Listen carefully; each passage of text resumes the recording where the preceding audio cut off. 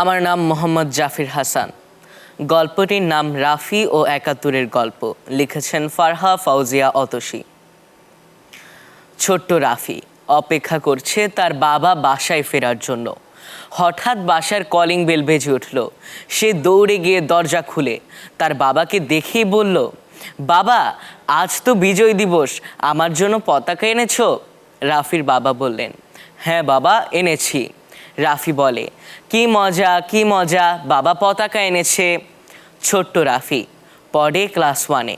সে বিজয় দিবস বলতে বুঝে ঘরের ভেতর সুন্দর করে সারি সারি পতাকা লাগানো। সে তার বাবাকে বলে, বাবা, আমাকে একটু পতাকাগুলো লাগাতে সাহায্য করো না? রাফির বাবা বললেন, ঠিক আছে, কিন্তু এখন একটু খবরটা দেখে নিই।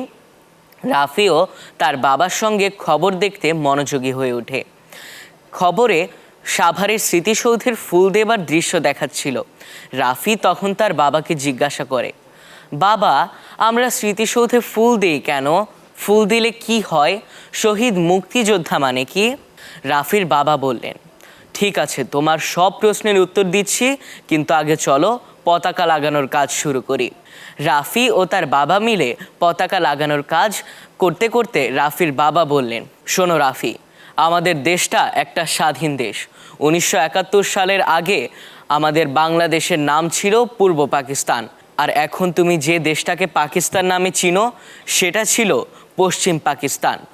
অর্থাৎ পূর্ব পাকিস্তান আর পশ্চিম পাকিস্তান মিলে ছিল একটি দেশ, কিন্তু ক্ষমতা ছিল সেই পশ্চিম পাকিস্তানিদের হাতে। তখন তারা আমাদের দেশের সম্পদ লুটে নিত, তাই আমাদের দেশের মানুষ এর বিরুদ্ধে প্রতিবাদ জানায়। যুদ্ধ শুরু হয়ে গেল। তারা আমাদের অনেক নিরীহ মানুষকে মেরে ফেলে। লক্ষ লক্ষ মানুষ শহীদ হয়ে যায়। আর দীর্ঘ 9 মাস পর 1971 সালের 16ই ডিসেম্বর আমরা বিজয়ী হই। তাই সেই শহীদদের স্মরণে প্রতি বছর 16ই ডিসেম্বর আমরা স্মৃতিসৌধে ফুল দিই। কথা বলতে বলতে বাবা ছেলের দুজনেরই পতাকা লাগানোর কাজ শেষ হয়। এবারে ছোট্ট রাফি অনেকটুকুই বুঝতে পারে। তখন রাফির বাবা বলল, ঠিক আছে রাফি, এখন যেহেতু পতাকা লাগানোর কাজ শেষ, তুমি হাত মুখ ধুয়ে তৈরি হয়ে নাও, তোমাকে নিয়ে স্মৃতিসৌধে নিয়ে যাব, সেখানে তুমি ফুল দিও। ছোট্ট রাফি তখন তার বাবার কথা মতো হাত মুখ ধুয়ে তৈরি হয়ে নেয়। ধন্যবাদ।